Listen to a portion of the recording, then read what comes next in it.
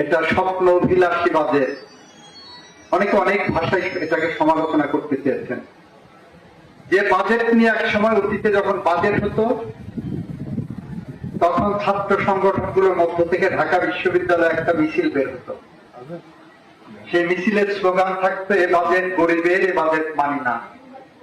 এ budget গরিব মারার, এ budget মানি না। এবার কিন্তু এই স্লোগান নাই। এবার স্লোগান কি? মদের দাম বাড়ানো কেন হলো?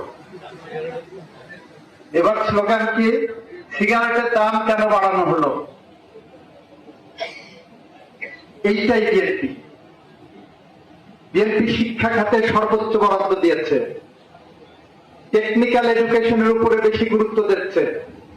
আপনার সন্তানটা একটা নন টেকনিক্যাল সাবজেক্টে পাশ করার পরে যখন বিসিএস পরীক্ষা দিতে যাবে, যখন পৌরসভার উন্নয়ন, আপনি তো ভাই সারা ঝিনাইদহ জেলার প্রশাসক, আপনি খালি